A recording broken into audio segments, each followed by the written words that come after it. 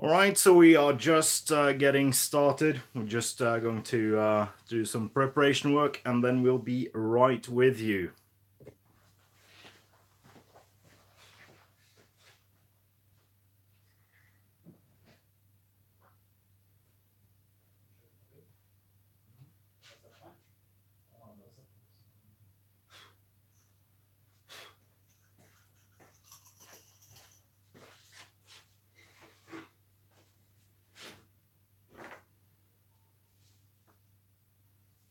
Kjørte du reklame her? Hæ? Det er annonse her.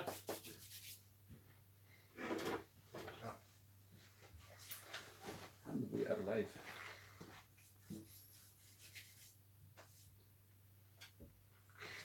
Hello!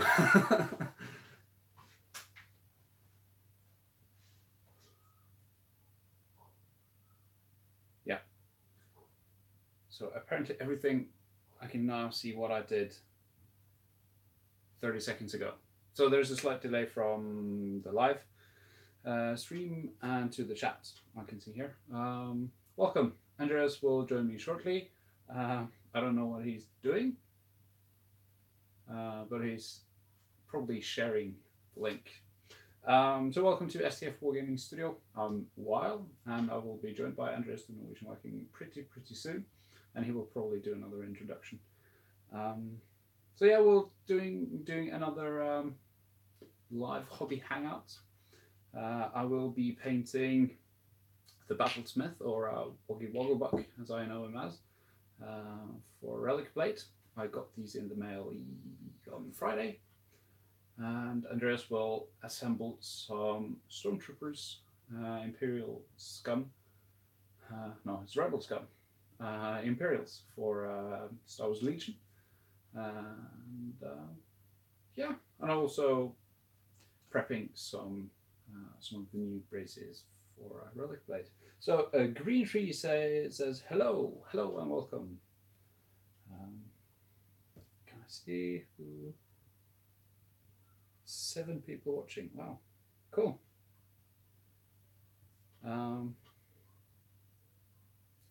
What are you all doing? You hobbying along with this? Painting, assembling, anything else? Or anything planned for later today? Maybe some games? And 1, 2, 3, hey! Hey guys! So just did my obligatory duty of sharing the stream. So I don't know if Weil have stated it, but hello and welcome to yet another video here on the YouTube channel STF Wargaming Studio. This is Weil, I'm Andreas Norwegian Viking. Have we turned on the separate camera? I haven't. No, we haven't. It's right. The wrong way if you flip the cover off. Yeah, we'll have to do this again.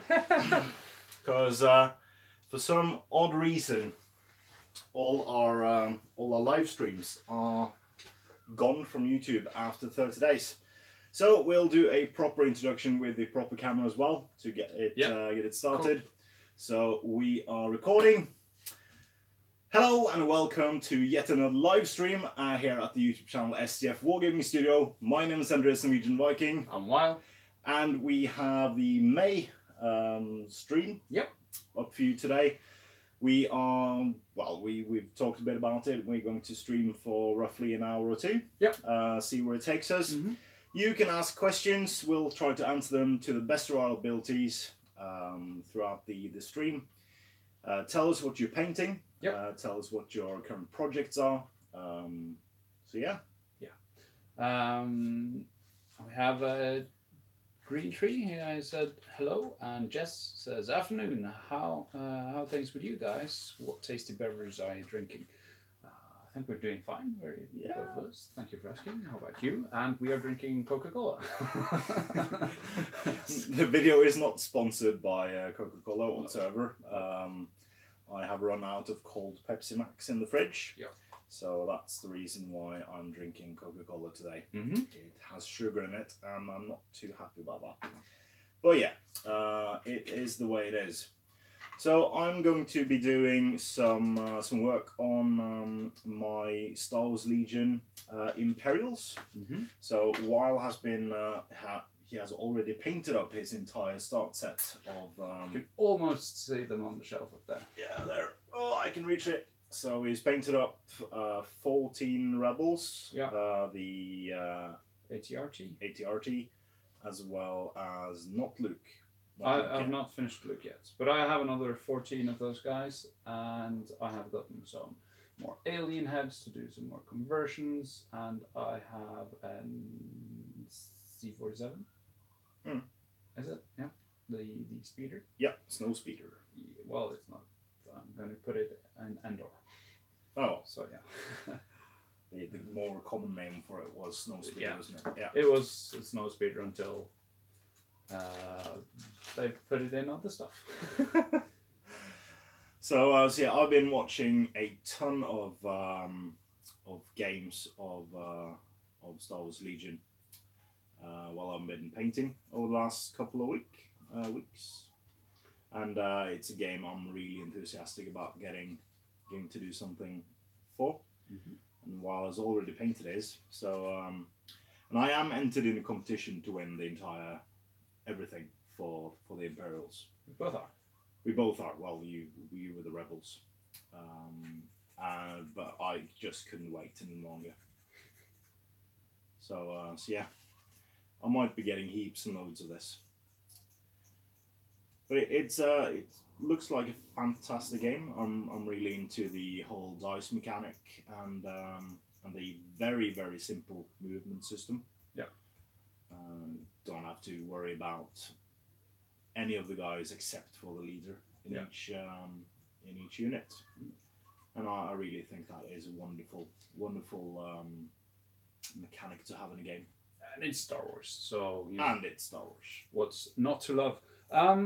So Tektro TV currently painting Wanderer's Eternal Guard. Been looking into Frostgrave as it.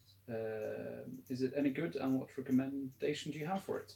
Welcome, firstly, and we can absolutely recommend Frostgrave. Yeah, it's a fantastic skirmish game, and if you want recommendation for it, you can play with anything really. Yeah, we haven't really played with any real Frostgrave miniatures. We have bought a lot of them.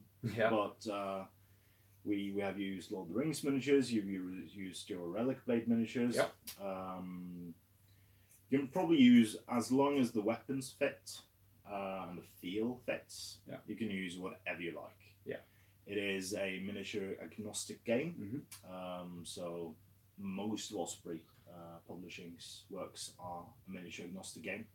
So you can pretty much use whatever you like. Yeah, the rule set is prone to it can be tampered with, if that makes sense. It can be like cheesed up a bit. If you want to min-max, you can min-max. Yeah. As with most miniature games. So, but I would recommend playing it as a narrative, scenario-driven game instead of a just cheesing it out and doing what is best, because it is fully possible to just have a very very powerful wizard and just do whatever you like with it. You need a wizard. You need a wizard, and you need an apprentice. Yeah. And you need about 10 or up to 10 henchmen.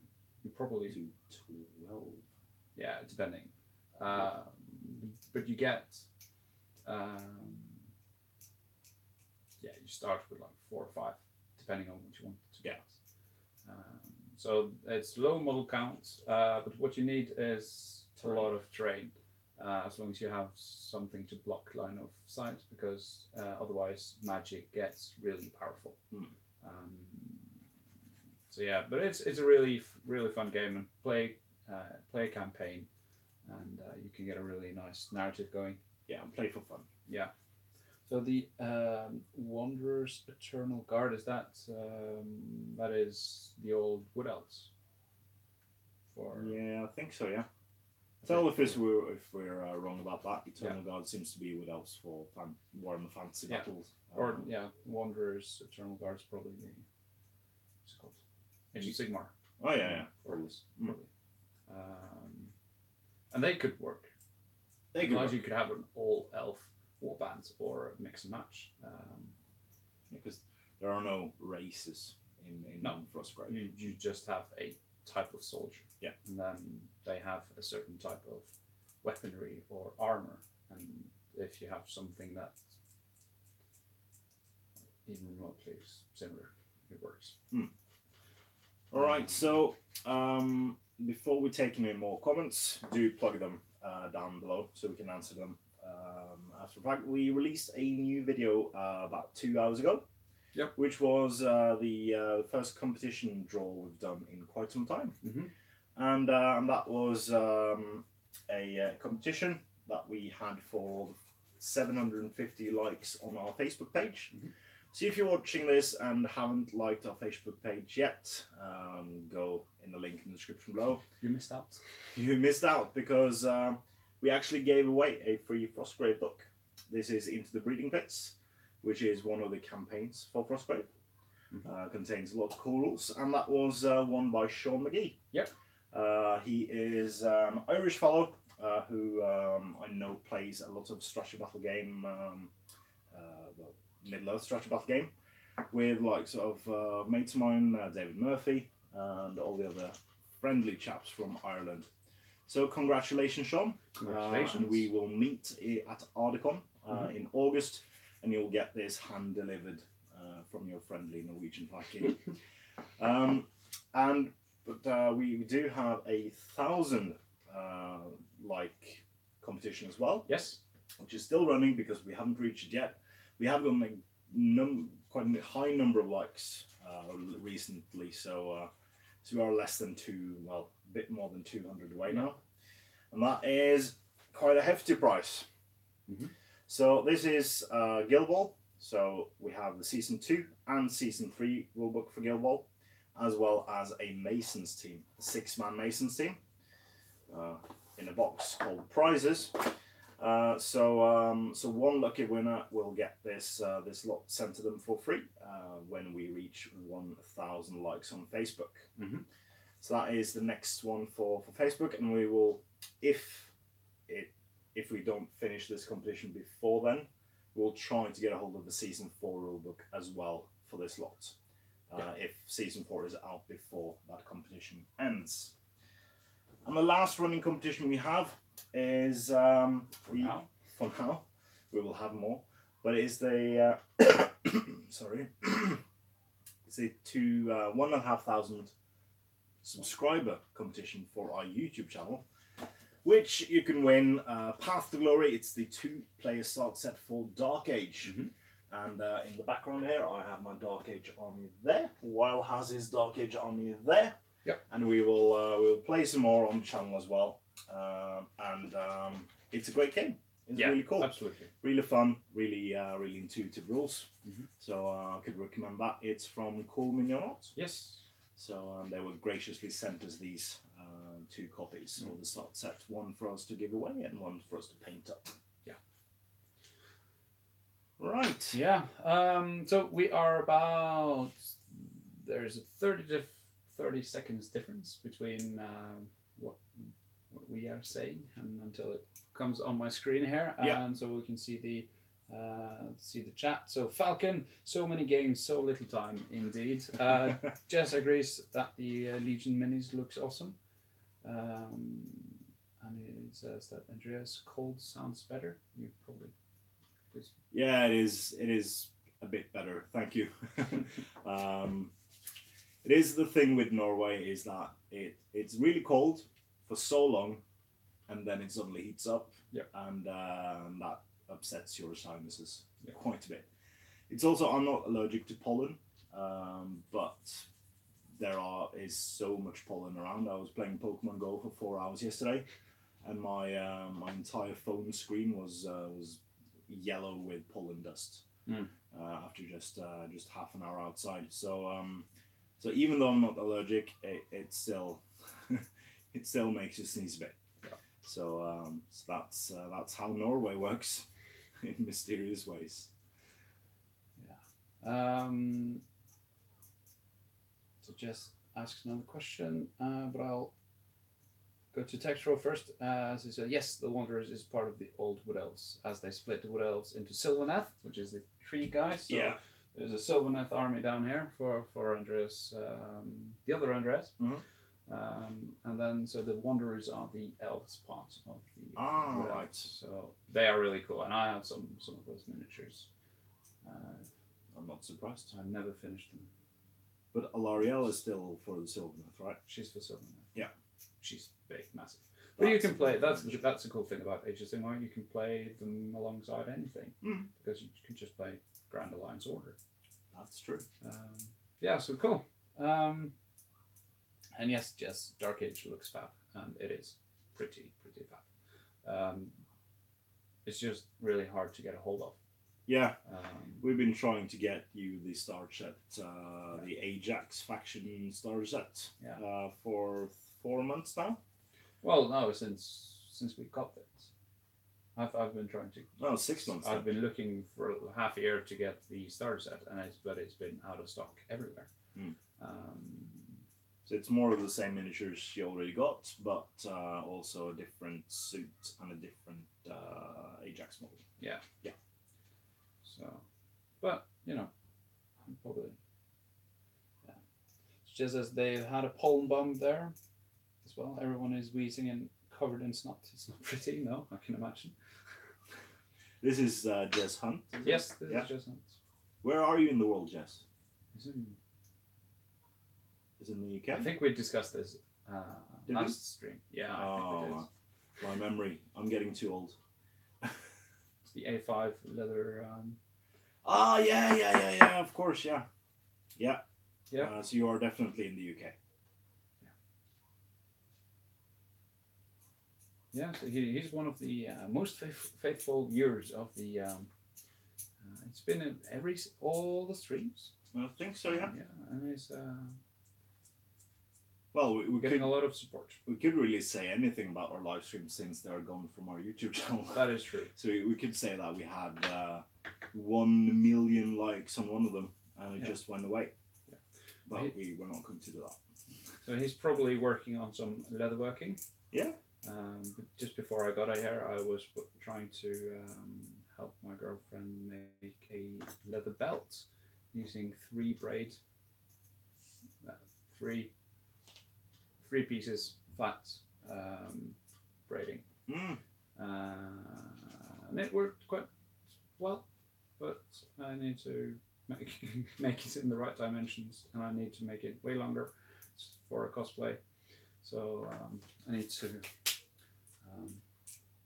sew the leather to the straps together. But, yeah, he's in Newcastle on Hadrian's Wall. He was talking about the historical sites. Yeah, that's true. Yeah, that's true. While we were making Gangs of Rome, and Gangs of Rome is still happening. Yeah, I just painted. I'm missing. I finished painting today, so we'll get a spoiler from my hobby vlog tomorrow. Whoa! So I finished all my fighters. I finished all my civilians. I finished all my extra personnel. So I just need to paint the bases, and I'm pretty much done with everything for Gangs of Rome except the new miniatures I got in the start set. Yeah. And the 3 Inkla.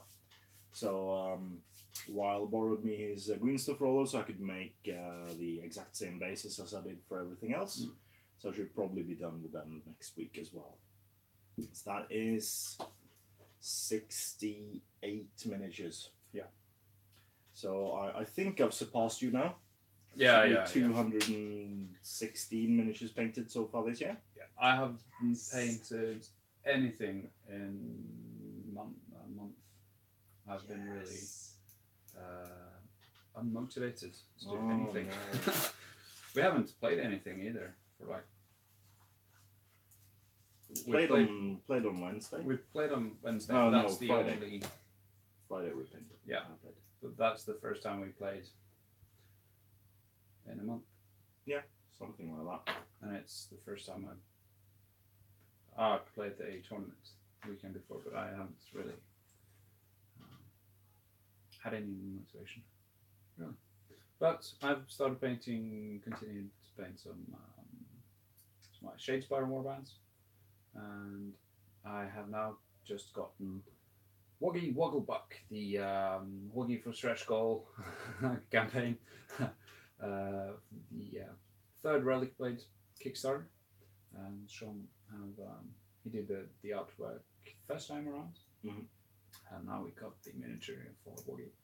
So I've got the mounted version and the foot version, and I will paint them up now. I've been playing with Woggy because I just got back on World of Warcraft. And I've been painting Woggy, playing with Woggy for the last 3 weeks. So yeah, I know how to paint it. That's the thing you do when you get a brand new computer with more processing power than you need. And then you just play World of Warcraft, which is a 10-year-old game. 14. 14-year-old game, even. Yeah. I think or 12. Yeah, just as he was storytelling on Iron Age Celt last. Oh, he was storytelling as an Iron Age Celt last weekend in a Roman fort outside a reconstructed bathhouse. Wow, why didn't you live stream that so we can see? That would be awesome. Think there might be kids in attendance. I'm not sure. Live streaming that will be PC. Oh. With permission, of course, but yeah. That's really cool. I think you live quite a wonderful life, Jess. Doing leather crafts and really immersing yourself into cool culture. Yeah. So I'll now go way back in the chat as Jess asked this a long time ago now, but it didn't fit into the conversation, but it does now. Have you guys seen any of the Lucid Eye minis? The game is called something like Red Book of the Elf King. Yes, it is. That they're developing, all very based on Irish mythology, total Jim Fitzpatrick inspired. They even had released a limited edition Fitzpatrick miniature based on his artwork. But yeah, you know it quite well. I did an interview with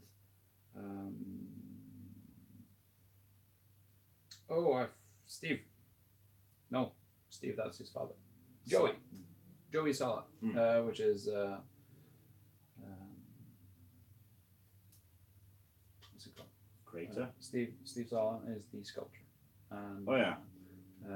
They hired Rick Priestley to write them the game.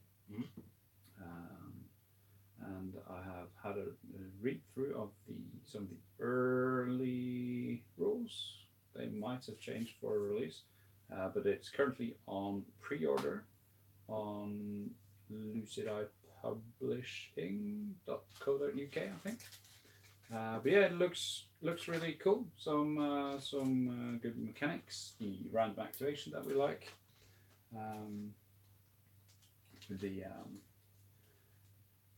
You roll a d6 and add 3, and that is the amount of chits you get in the bag. And then you activate a unit when you draw a chit. Really like the look of the miniatures. It's like some of the coolest games I know about is Relic Blade and of course Warblock miniatures, Arcworld, because they have such a unique feel to their games and their miniatures, and I feel like the same can be said for Red Book of the Elf King. Yeah. That the look and feel of those miniatures are really, really unique and stand out. Yeah.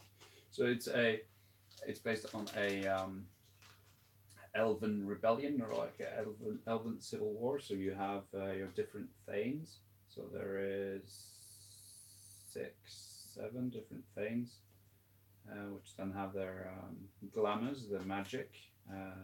So you have a deck of 54 different spells, 54 different glamours, and then you that is where your deck building or your points build come into play for this game.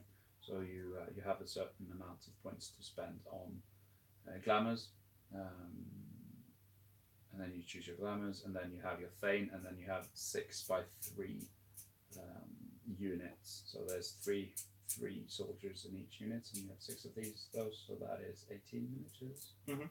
Yeah, so you have 19 miniatures on the table. These really rather big, elegant elves. Yeah. So, and they have some simple magic for range attacks.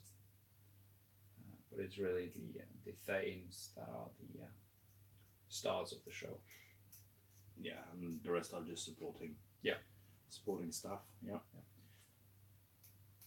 So yeah, we did play a few games on the Friday. Yeah. So we filmed a new episode of the Grand Campaign. I think that was episode 119 we filmed. Yes.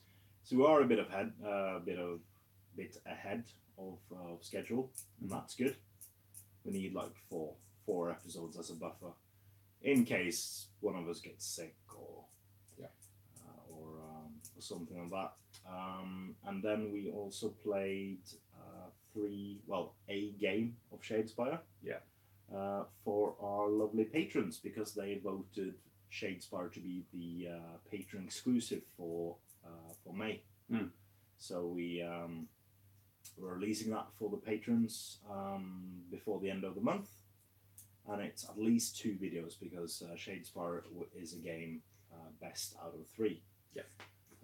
So if you're interested in Shadespire and want to see those and want to support us, you can do that for from $1 a month, and then get access to all the exclusive videos we made so far, and all the videos we're going to make in the future that are exclusive to our patrons for a year. So do check the link in the description below for our Patreon page. And a huge thank you to our lovely patrons, which make the studio happening. We really couldn't do it without the support of our patrons, because the rent is something. Yeah. That is a thing, and yeah, it's hard for us to validate having the studio, since we don't really make that much money off the YouTube account. It's hard for us to validate spending all that money from our own pockets. Yeah. So yeah, it's steadily growing as well. So you might see us expand as well in the future with your help. So can make that possible. And I've been also got a question, not a question. I got a comment on the episode we released. That was 114. We released yesterday, I think, on the channel of the Grand Campaign. And there was a person who would like us to add music in the background to our videos. And personally, I'm not really enthusiastic about music in videos. But since we were doing the stream, I thought I should broach the subject and talk to you a bit about that, and see if our lovely watchers as well have any input as to whether this is a good idea, a bad idea, or and if that's something you would like, because obviously we are not professionals. We don't know everything about what we're doing. So if you think music is something you would like in our videos, we can of course try it. So yeah, pop in the comments below your feelings about that subject. And meanwhile, if Weil has opinions about this. Yeah.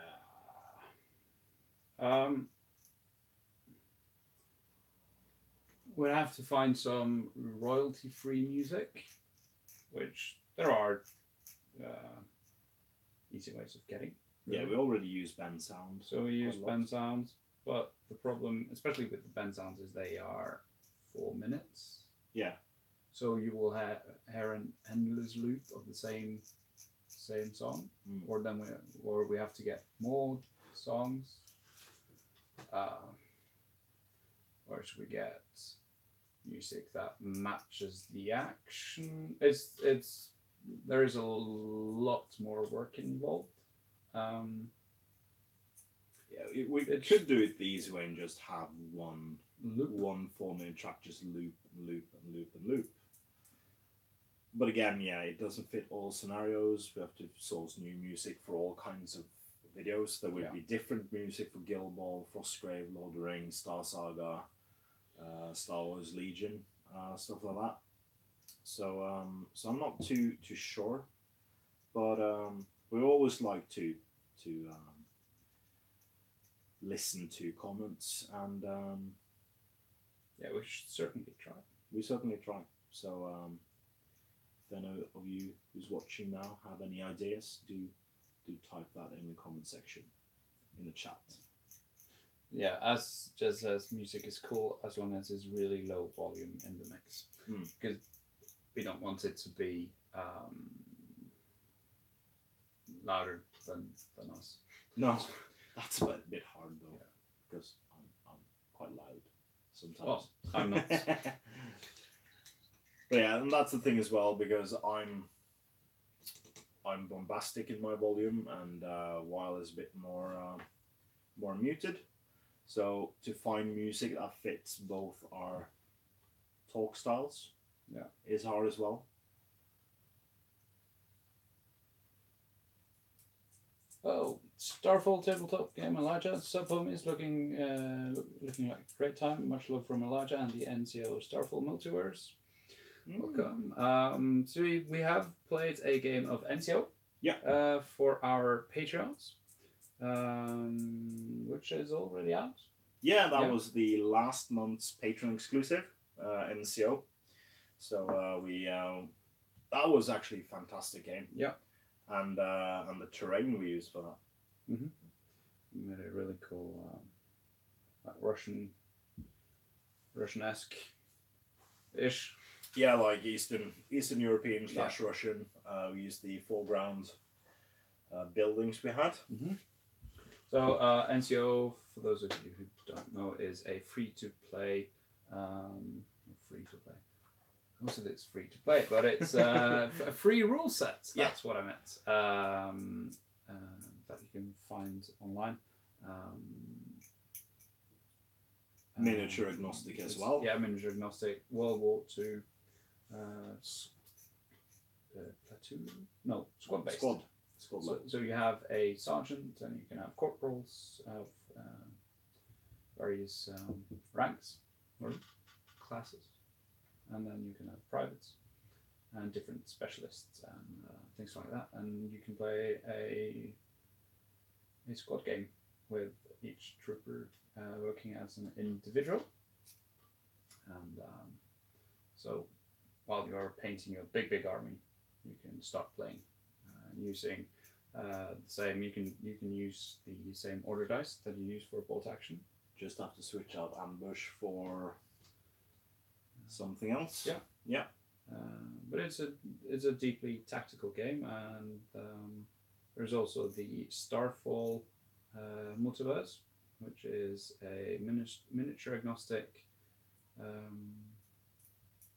skirmish, science fiction skirmish game. And you can get those rules for free as well, and they have a new website.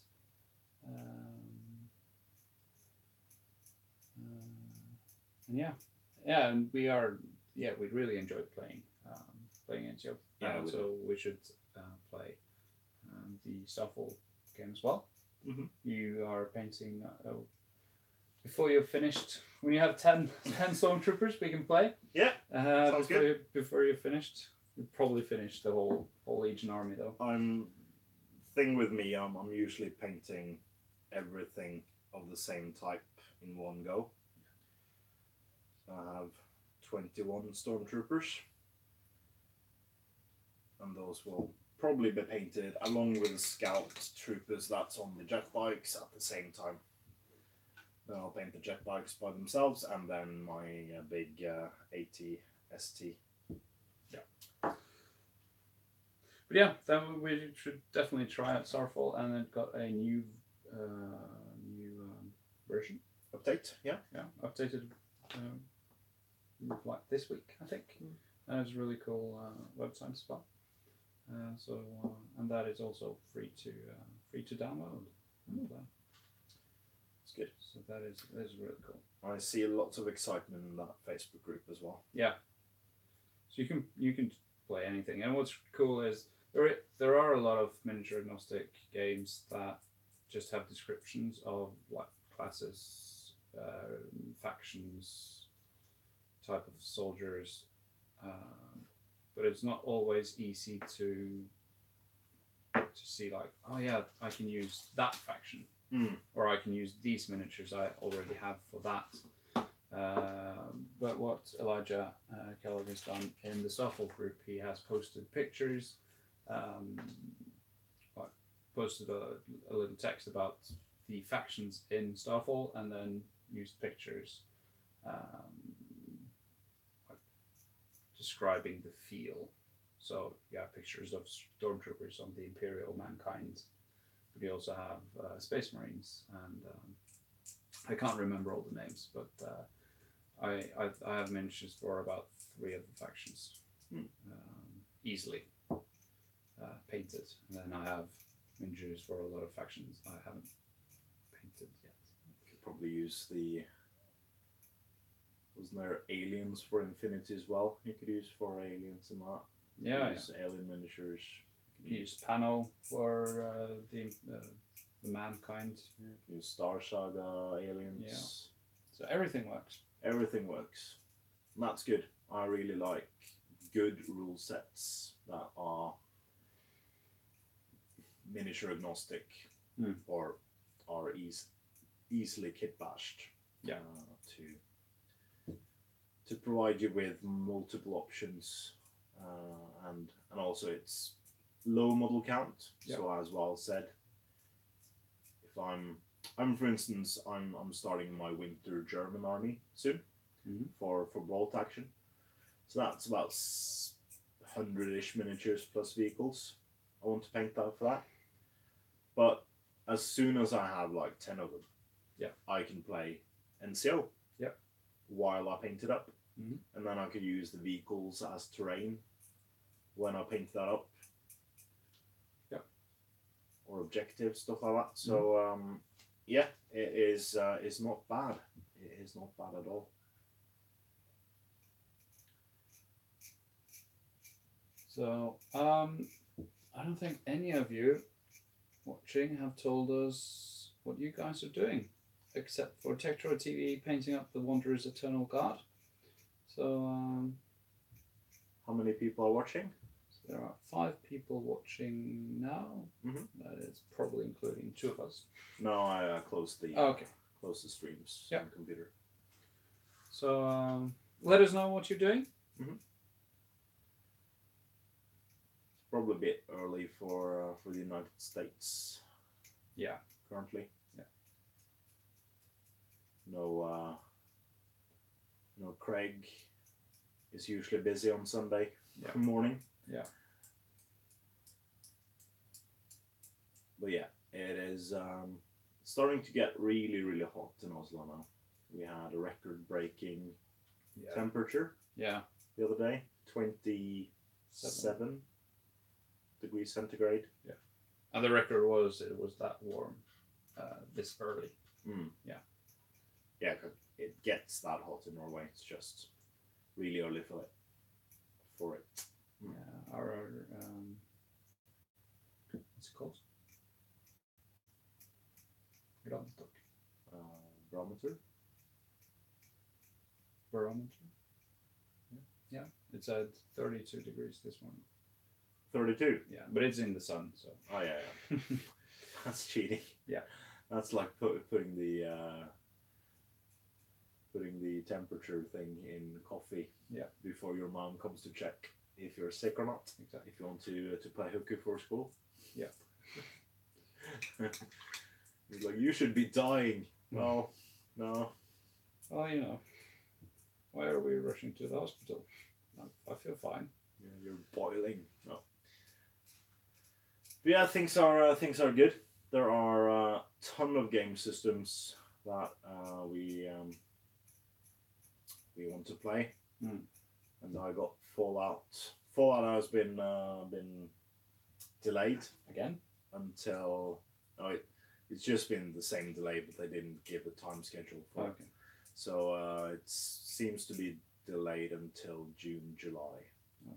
So it's not that far off, but it's enough time for me to get some stuff painted for other games. Yeah. I'll get my Star Wars Legion stuff done. Before that, I'll get the rest of my Gangs of Rome stuff ready before that. I have 10 gangers and all the allies painted up. You have all the you have 3 mobs, civilians. 6 months. 6 mobs painted up. So and now that weather is better and we can start painting outside or spray painting outside, we can now paint all the buildings you've seen us build And build the rest of them. and build the rest of them in previous live streams. Mhm. I thought we'd do something different today, so that's why I brought Swoggy. And I really want to paint Swoggy. So Gangs of Rome should be should be on the channel pretty soon. Yeah. So Jess is doodling designs for a talking bag and thinking about some fashion armor I've got to make. Fashion armor. So is that armor you can fight in that looks good, or is that just something that looks good but also looks like armor? Or is it just a normal plate mill with a Prada symbol on the front? But he's probably making some leather armor, I would assume. Probably. Yeah. I really want to make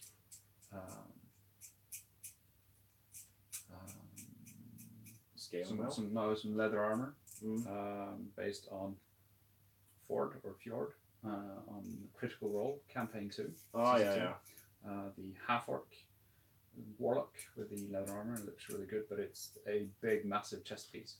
Mm. I'm probably not going to do that. Jess could probably do that. You'd have to mold it like Kurbuli, wouldn't you? Like boiled leather. Yeah, Aslak has made the Witcher, one of the Witcher armors. Mm. So we could probably do it, but probably not in time for when I need it. So I'll rather not. I'll get back into painting instead. Green Tree. I'm painting and basing an old Warhammer chapel that I've had sitting in a box for years. Also contemplating ordering the new dockside watchtower from Foreground. Yes. Yes. Yes, do that. We saw it live. Yeah, we did. On the beta weekend we had at the Beast of War Studios. The Foreground had for Fable Realms. We really should paint some Fable Realms. You have your stuff here. Yeah. I have mine primed at home next to my painting desk, so it's not far off. Not far off indeed. Not far off. Oh, it's Fable Realms is fantastic, and I've already put up the new releases from Foreground up on my wish list. So if the Foreground guys are watching it, watching this, I have a Google Doc with a wish list I could send you guys. We also wish for the big giant, definitely not the insides of a Star Wars Star Destroyer. Yeah. Star Destroyer. Yeah. The big table. Yeah. That We looks definitely amazing. don't want that, so do not send us that in the mail. It just says couture style fashiony stuff for a model friend of mine that wants something inspired by history but stylish rather than protective. Oh. Interesting.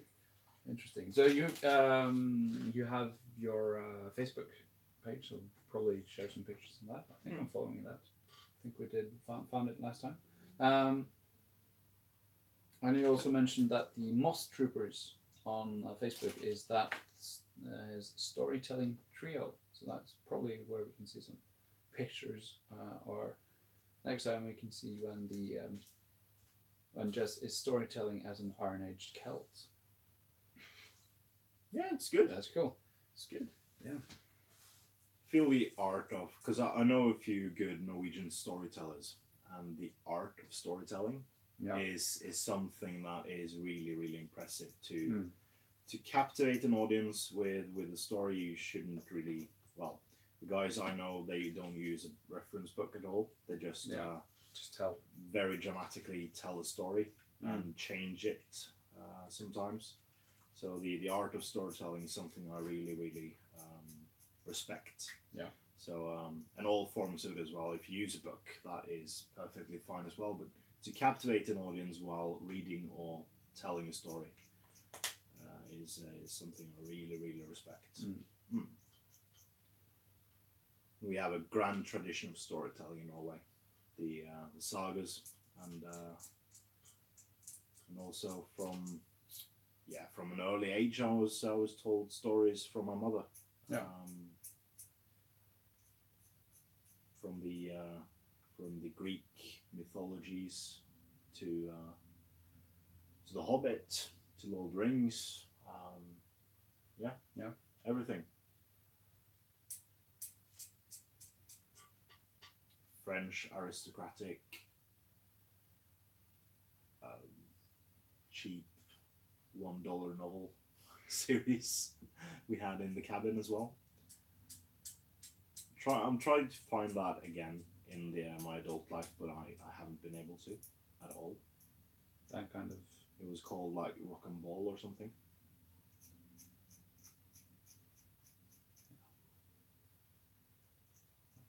I just had the old Donald Duck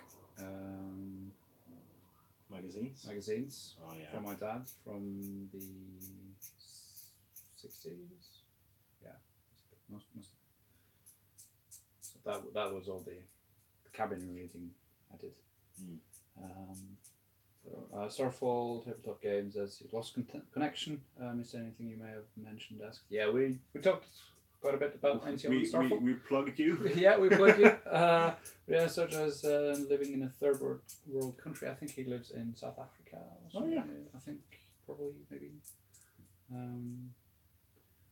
Yeah, we didn't have any questions. Just we need to play more, and we will.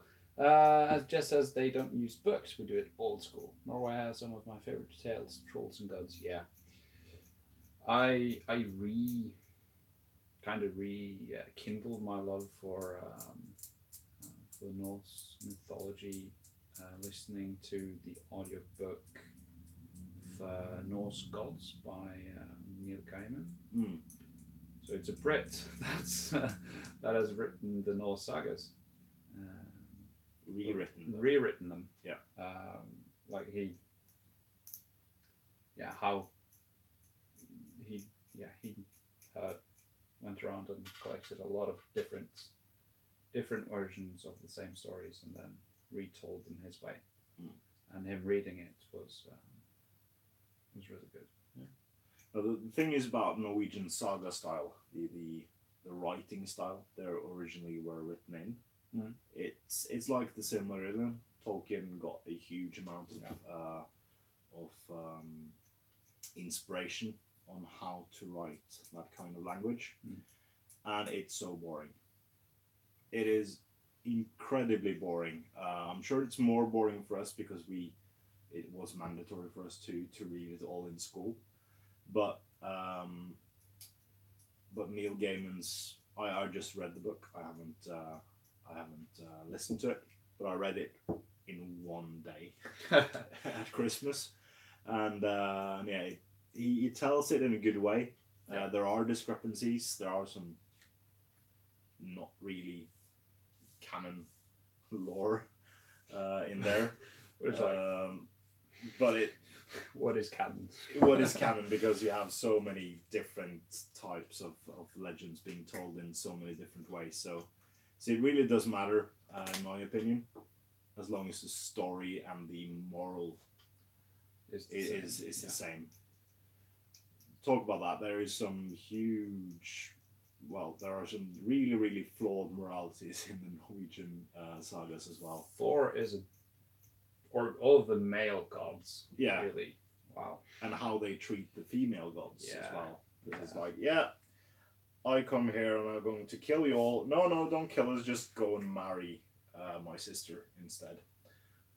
Yeah. Doesn't matter what she says about it. No. No.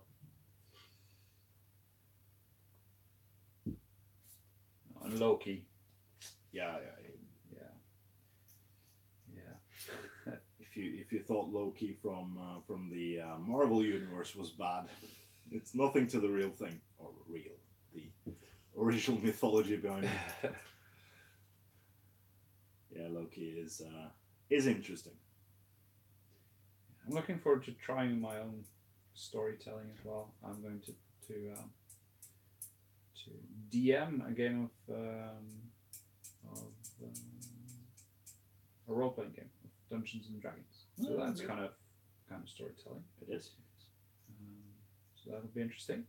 I think it's yeah. I think it'll be hard but fun. We'll see. Been watching a lot of Critical Role. Yeah, for inspiration. Yeah. Yeah. That's Or I just watched it and listened to the podcast, and then I got inspired to try my hands on DMing myself. But I've been DMing a bit Warhammer Fantasy Roleplay 2nd edition myself for the people I live with, and yeah, it's a good system. It's a good world. So what? Jez says that the Old Norse sagas have a lot more tying genitalia to goats than Marvel would have you think in the old sagas. So absolutely. Yeah, that is probably true. That is probably very true. That's a good point.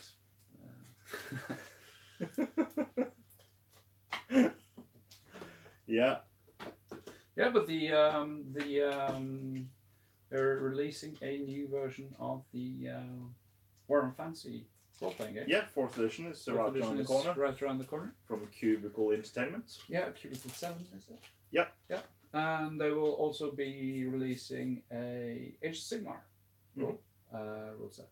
And it's also Graham Davies, that is one of the original writers. Yeah, I think so. Yeah. So he's working on the project as well, so it'll probably have some nice ties to the old stuff, sorry. Yeah, and if you haven't seen the artwork for the cover of the main rules manual, it is drawn in the same style as the 1st edition book. Obviously modernized a bit, and with the new look and feel of Warhammer before the Sigmarification of the universe, but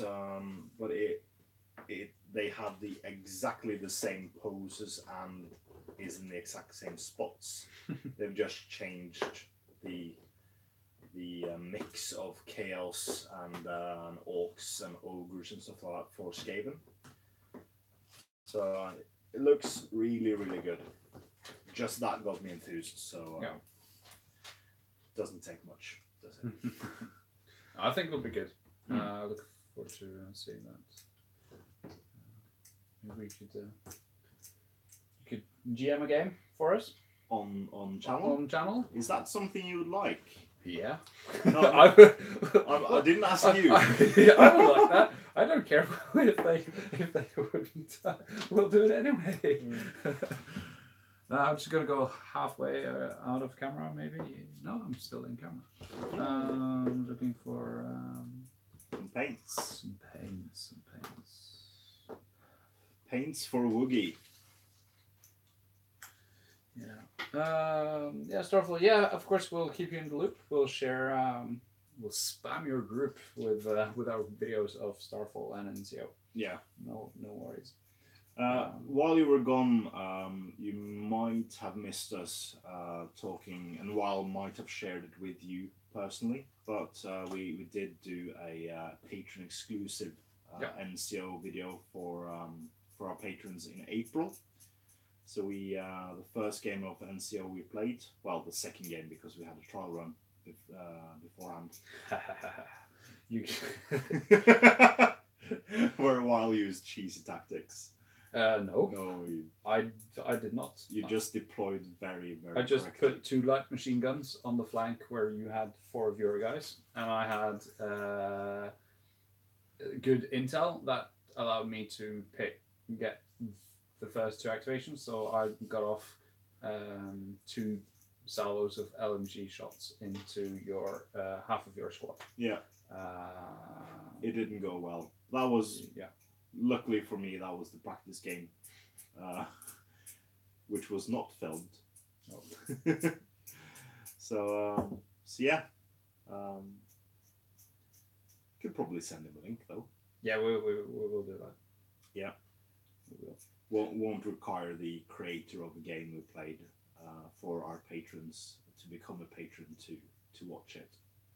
Oh, no, Can of course if you want to, yeah. but But yeah, yeah, we'll get back to it. So Jess asks if we are excited for the Amazon Tolkien series. There should be the Tolkien biography movie with Nicholas Holt out this year too. That's got some nice leatherwork in it. Did you make some leatherworking for that? it seems like that. Maybe. I hadn't heard about the Tolkien biography movie. Oh yeah, I did a couple of some months ago, but I think it's been eclipsed by the Amazon. Buying the license and all the rumors and speculation about that. I haven't heard too much about it, to be honest. Right. So the current rumor is what we know is they have ponied up $200 million for the rights. Wow. Or was it $500 million? I can't remember. It's not the 4 billion or so. No, but this is just for the rights to produce a series. Oh. So they didn't buy Tolkien Enterprises. No. They just okay. they just got the rights to produce a series. Yeah. But after that, there was a bunch of speculation about who was going to make it. Be the producers or directors, stuff like that.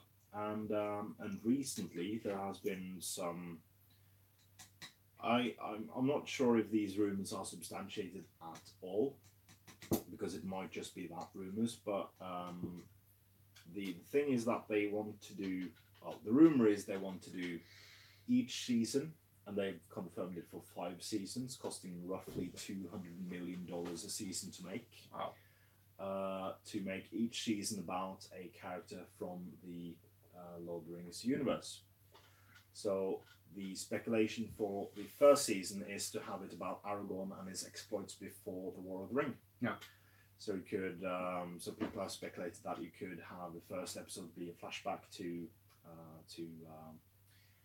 Arathorn and Halbrand and their exploits in the wild. Then Aragorn gets transported to Rivendell and becomes Estelle. And then you could take it further with his exploits at Thorngil in Dalamoth and Rohan, and in the south. And after that, you could have him in his ranger days. So killing orcs. Yeah, there's a lot you can do. Lots of things you can do there. So and obviously other rumours have said that Ian McKellen has said he's good for playing Gandalf some more.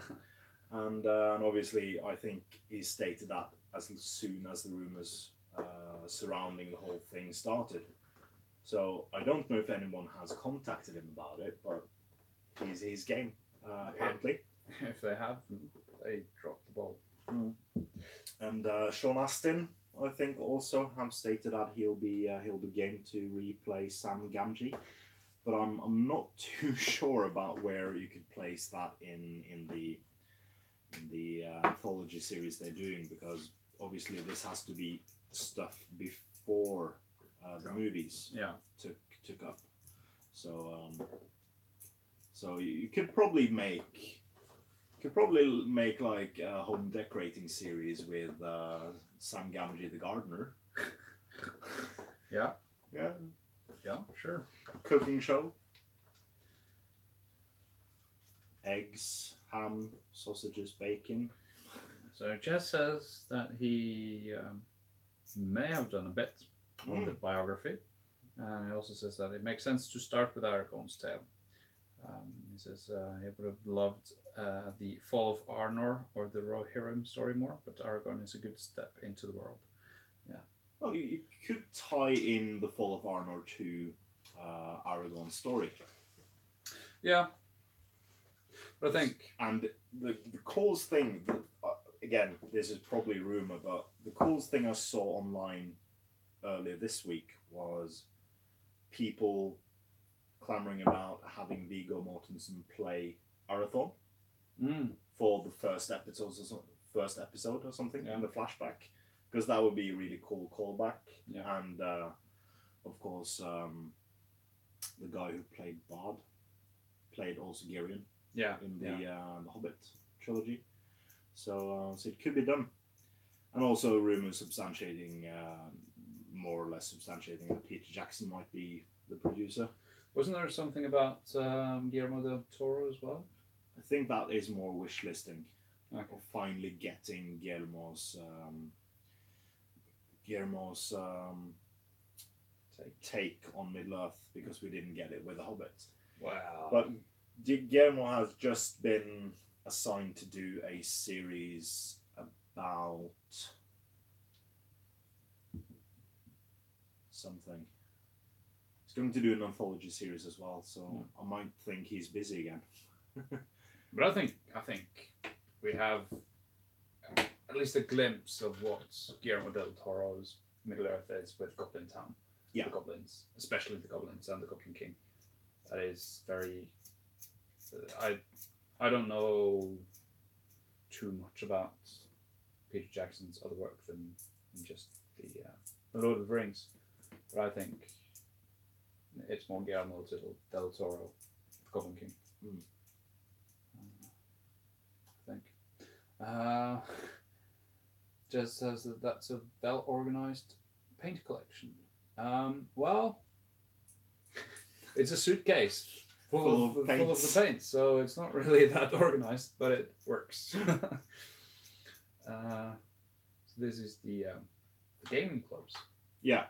So of course the studio are loosely affiliated with the gaming clubs called Spillfellingen Fellowship, and yeah, we allow all members of that gaming club to come here and paint, while one of us with a key is here.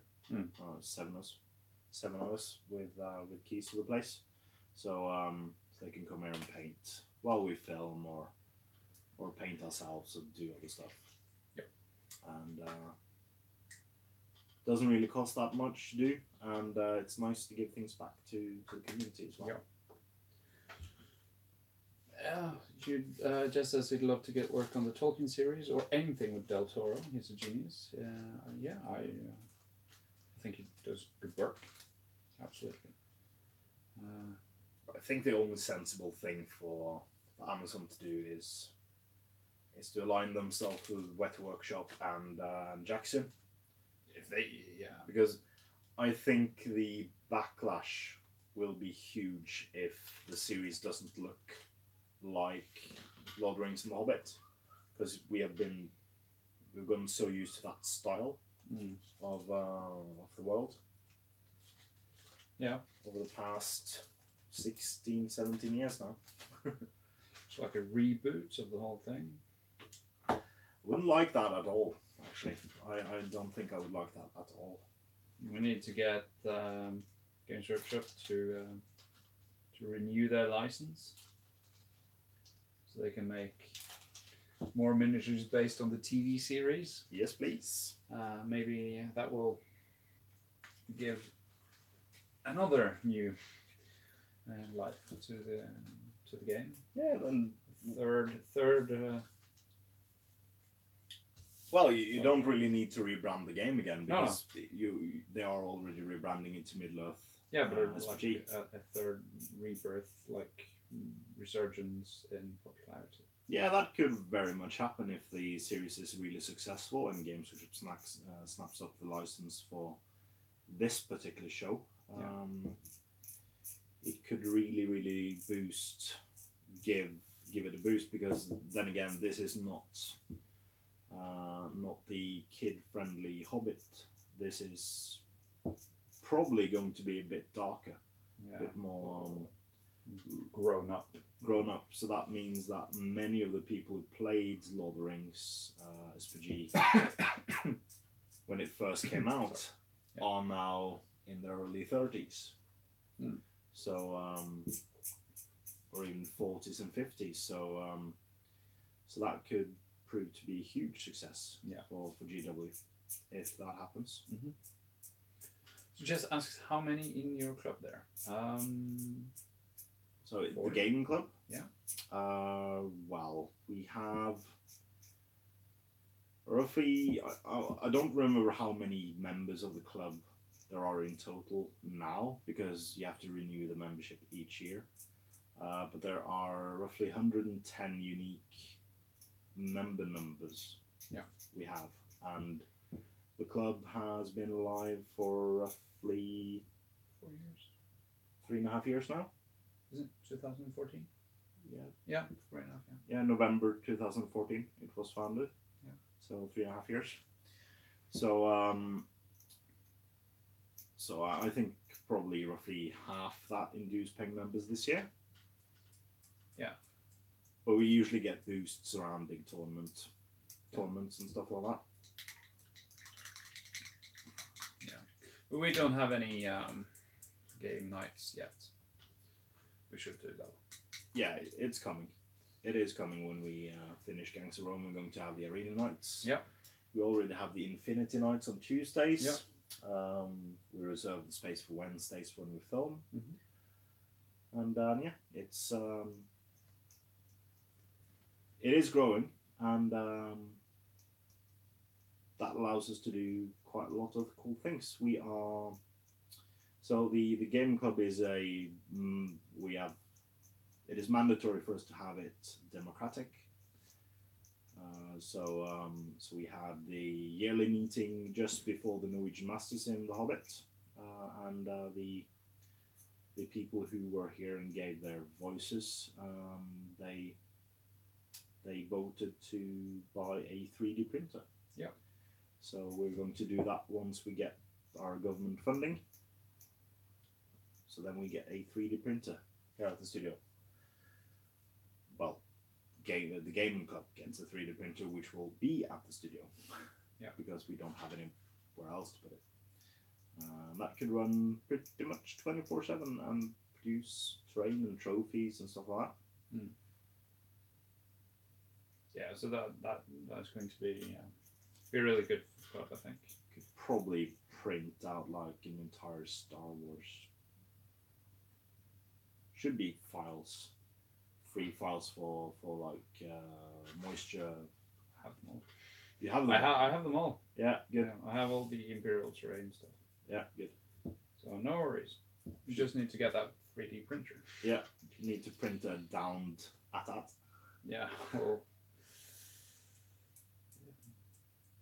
make one like the Beast of War guys did. That is impressive. that's made from a toy. Yeah. Destroyed. No. And someone sent them the price of the toy they just destroyed. And they were... Was Warren amused? Well... Probably could have put it up online. Yeah. On eBay and gotten... Quite a lot of money. Yeah, they could have, probably. Apparently. So I'm just, I've started on the skin on Woogie now. I've done the all the metal plates first, and then I washed it with the Gulliman blue glaze, because I want a blue tint on the armor and not a black one. And then I used black, null oil wash on the weapon, and also Seraphim Sepia. It gives a bit more yellow metal to have some variation in the metal. You are soon done with the first squad? Yeah, only need to put together 2 more miniatures, and my first squad of stormtroopers are assembled. So, could probably talk a bit about that as well, because yesterday, after I bought the starter set and extra miniatures, I did a bunch of research online because I don't like the bases for Star Wars Legion. They are 6 millimeters high, which on a normal rank and file foot soldier is huge. So Sarissa Precision makes bases which you have used. Yeah. Well. Yeah.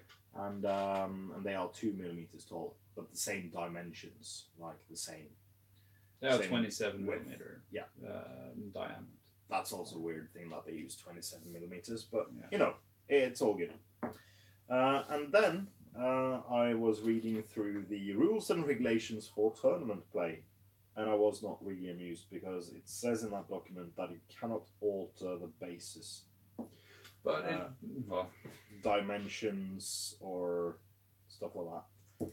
So I really, I don't think it will matter for us here in Norway at all, because I feel like what we do isn't, we don't have that huge, like, we need to have it exactly like it is.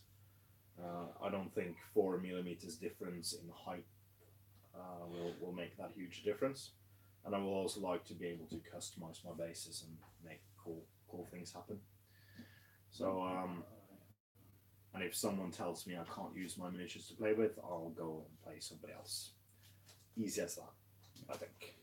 yeah, but I don't think I'm not sure that is what it says, because it says you can, as long as you don't change the diameter and the Shape. and the shape is round. Yeah. And Well, it's and then a different place it says as long as you don't significantly alter the height. So yeah. they are 4 millimeters lower.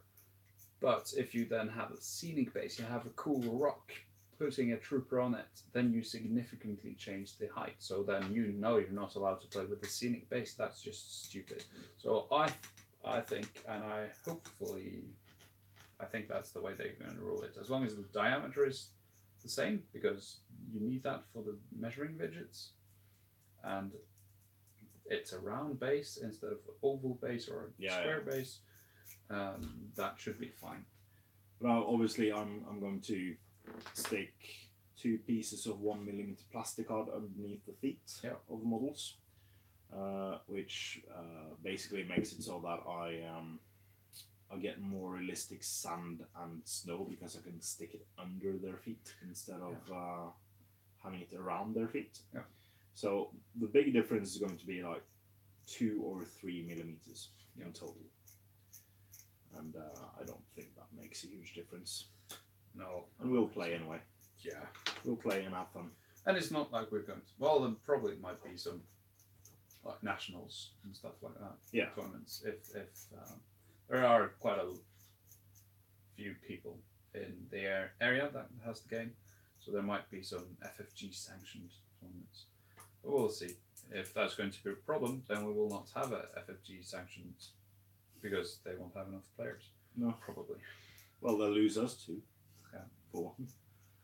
Or well, if I can only play with my jet bikes and AT-ATs and no characters at all, then I could probably play that, because those bases I'm going to use the same ones. You can have a look at the... I have the Sarissa bases as well, so I can bring them. I can probably buy some more if I can lend Sarissa bases for my models until I get them in the mail. Yeah. We probably have 22 lying about. Yes. Yeah. I have some without magnet holes, and then you can order with magnet holes. No, so then I can trade you my non-magnetized ones. Yeah. For your magnetized ones. Yeah. When I buy magnetized ones. Yeah. Yeah. Yeah. That's a good thing. Yeah. So the more you know. The more you know, the better. Anything happening in chat? No, it's gone all quiet. Are we still live? We are still live, and there's 5 people watching. And we're in 1,455 subscribers, so there's 45 more subscribers, and we get the prize draw. We have been going for an hour and 15 minutes. Have we got a new? That means we got a new subscriber since we started the stream. Oh, really? Yep. Cool. Because we're on 1,454. Oh. Before we started the stream, so that's good. And if you're a new subscriber that watched this, or either live or after the fact, welcome to our channel. There are roughly 850 videos for you to go back and watch. So there's quite a bit of content. And more coming. And do always comment with what you would like us to do. Types of content, types of battle reports, stuff like that. We obviously like to try to do a video a day. Yeah. That is the grand big goal. Yeah. Well, my grand big goal is to have a battle report each day. And then all the other videos will just be bonuses. But then I would probably need to do this full time. Yeah. So become a patron to make that happen.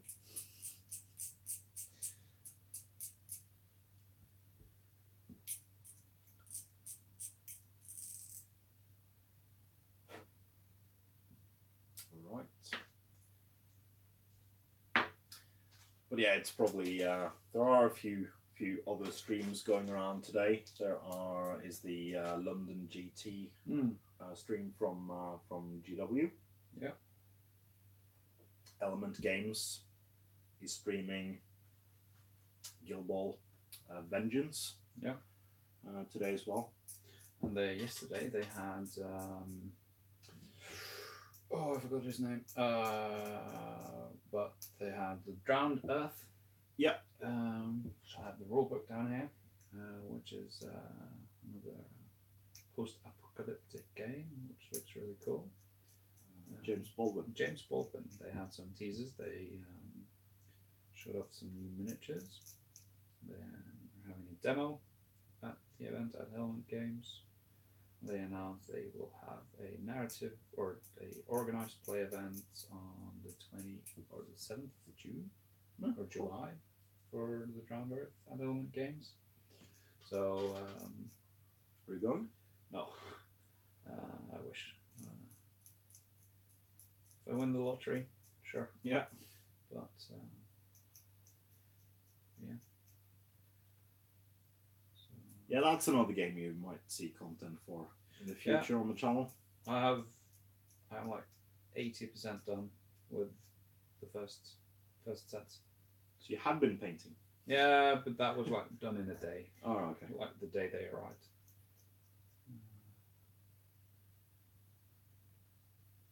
Yeah, Drowned Earth seems really cool. And I've had it for like 4 weeks now. Time flies really, really fast. It does. Yeah, Drowned Earth is... I was really excited during the Kickstarter campaign, as you are with Kickstarters, and then I kind of like, oh yeah, that game. During it, I really forgot about it. Yeah. And then it arrived and it was beautifully presented, and the miniatures they look really, really nice. So then I was excited again. And there's Gaspard in Oslo. He's got his set as well. So we have people to trick into filming with us. That's good. So we were trying to get a game in this week, but we weren't able to. Should probably paint this as a two-part. Yeah. probably paint Vader as a 2-part miniature. Big guy. The big bad. Big guy. Big bad guy. I'm actually more excited for Veers, General Veers, because one of the big strengths for the Imperials, I think, is to spam a lot of troops because they have such good offensive dice. So just have loads of units of troops, and the cost of Vader is so high, and it's the only commander you can have currently. Yeah. So. But Weirs is released. Yeah, but I don't have it yet. We haven't received it. Table the Battle is sending us stuff. Yeah. Here, so we'll have Veers soon. And Leia. And Leia. And Boba Fett. And Boba. That Boba Fett miniature is awesome. Yeah. And the Rebel Trooper, like on foot in a squad. The Rebel Commandos. Yeah. Yeah. Oh no, I was thinking about the Scout Troopers. Oh yeah. I'm so excited for the Snow Troopers. I should I have to finish my X-Wing helmets. X-Wing pilot helmets. Yeah. And I'll bring my biker helmets. So you can wear the biker helmets and I can wear the X-Wing pilot helmets. While we play? While we play. Woohoo! Yeah. Total immersion. It's a shame that we are not the same size.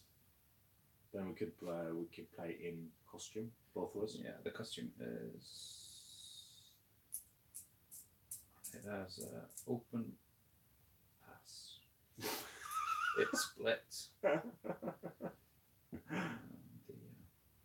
My biker scouts. And you're Imperial pilot? I have sold. Ah, okay. Do you have the short troop as well? That isn't finished yet. Yeah, the short troopers isn't finished. I have the snow trooper. That could probably fit you.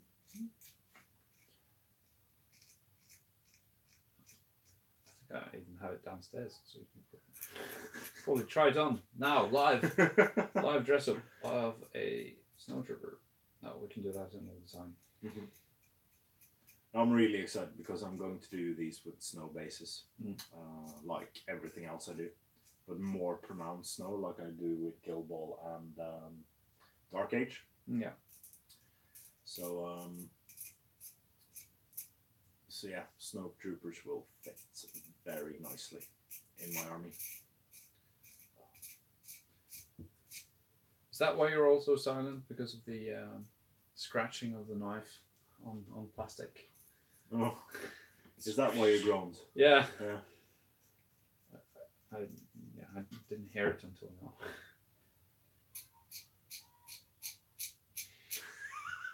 Wow. Sorry. It's fine. You have to clean the miniatures. You have to remove those mold lines. Yeah. Oh, the mold lines. When you see them after you've painted, it's so devastating. That is true.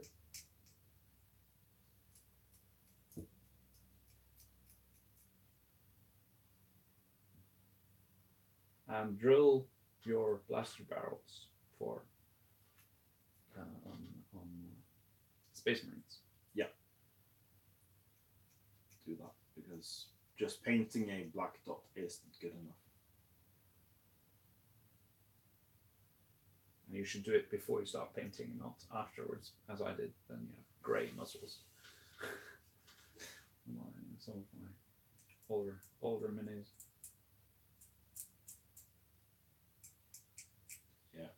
Would probably be more stream friendly if I painted something instead of removing wall lines, but I'm done painting my Gangs of Rome stuff. Yeah. They look really good. No, they don't. Show my worst work. Well, you just need to map down the shiny stuff. But I don't know, I was really happy until one point, and then I just wasn't happy with the miniatures anymore. So I like my Tisiphon, I like my Agent, and I like my Barca. And then I like one of the Dominus models I painted. because his face just really popped, and yeah, but the rest of them I'm not too pleased about. But yeah, you'll see them on Monday on the channel in my hobby vlog, so you can tell me if you liked it or not. So Jess says, sorry, he's still watching, but now boarding listing on Etsy.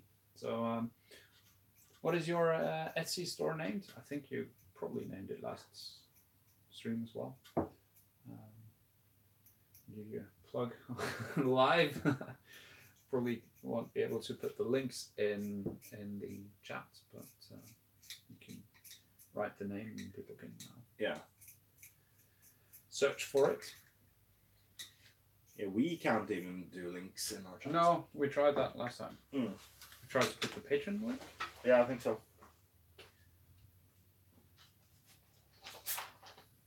Do this on camera. Doing this on camera, trying to hide the brand name.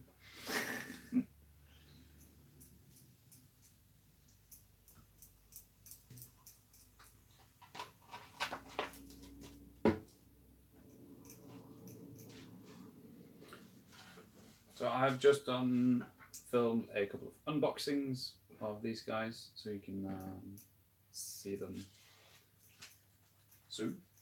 Yeah, the relic blade stuff. The relic blade stuff. So I unboxed those. I had all the stretch goals arrive for the Ogre Gladiator and the Worm in Mouth, and also the new Battle Pigs for the Pig Warlord, which is a massive battle pig. So yeah, that's really cool. Ancestor Leathercrafts. That's Jess's Etsy store. Yeah, Ancestor Leathercrafts. That was it. You should check that out. Reminds me now that I have a full job again. I could order those things of you we talked about, Jess. Leatherwork. Yeah. Because he makes nice pouches for to have tokens in with Tolkien inspired symbols. Cool. And also a A5 folder. You can have the scenarios in. So basically accessories for your general accessory pack. But really nice. So to pick up Argon because you are coming there, Jess, if I'm correct. Also, dice pouches hit us, as well. There's so much nice accessories you can get for your games now. There really is. Should probably get acrylic tokens for Star Wars Legion as well. Yeah, there are loads. There are loads out there. I'm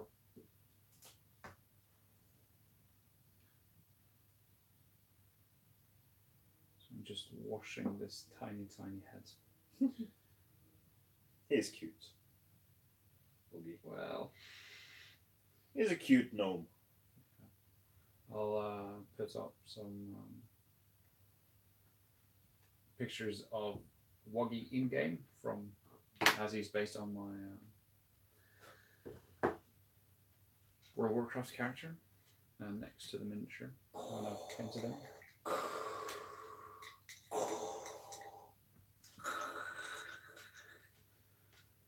What are you doing? Force choking you. You're thinking you are some kind of Jedi waving your hand around like that. I'm a Toydarian. Mind tricks don't work on me. Oh, and there we lost half our viewers because you referenced the I was 10 years old when the prequels came out. Yeah, you were in the... I was in the target audience. Yeah, that's true. I like them. I'm not afraid to say so. Yeah, episode 1 is really, really good if you buy into the theory with Jar Jar being a Sith Lord. Conspiracies. Yeah, but I think that is because There is something wrong with the edit in some places where he just jumps and then falls down from the wrong angle. I've not noticed that. When they attack Theed, there's a Triumph Arch.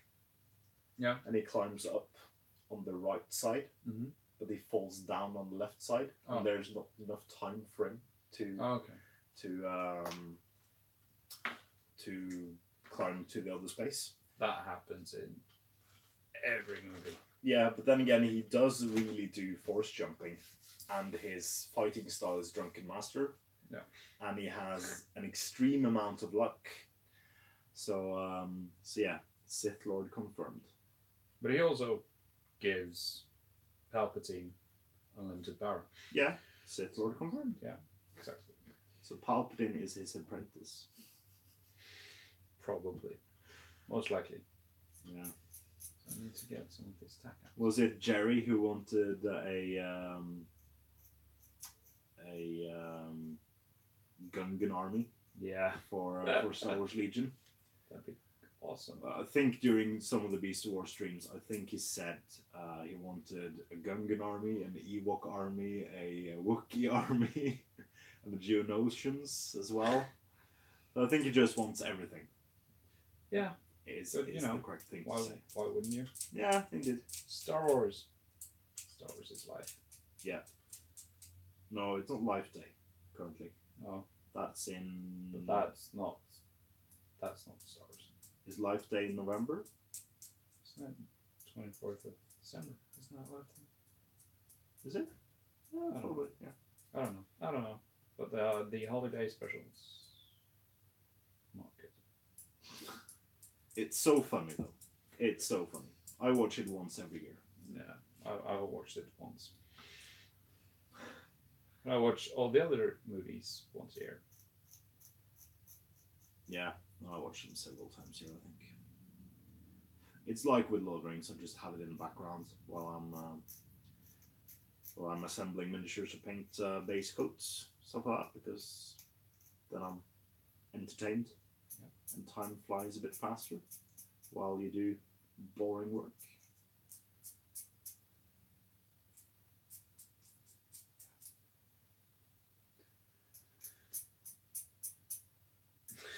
I think we need to keep talking because if not, then you'll hear the only thing they'll hear is the scratching. The scratching of the knife against the mold.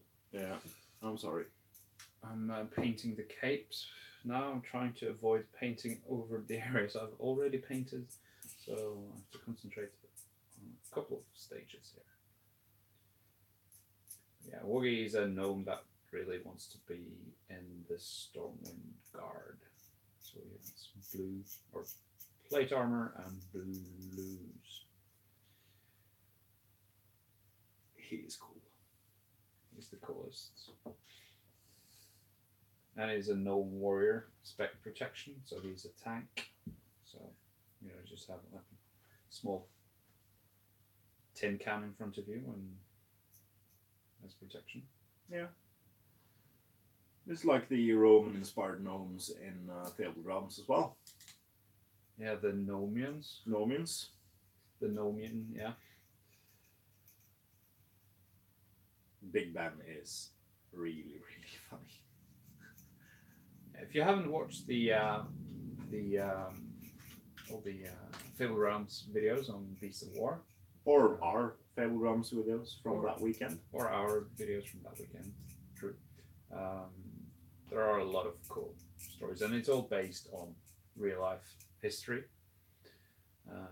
Take a look at the map of the Fabled Realms. Maybe stand on your hands while looking at it and squint. Yeah, maybe. There are a lot of cool stuff.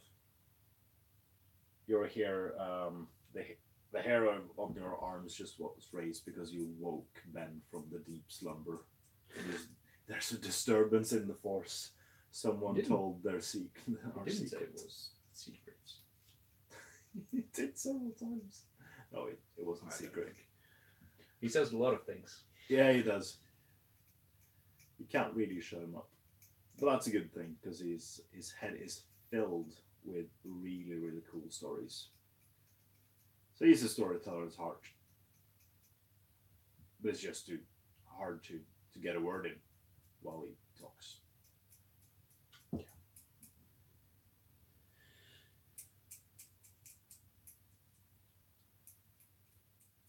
All right. So we have a bunch of videos coming up soon. So not today, but next week or this week if you're American, because Sunday is the first day of the week in America. We have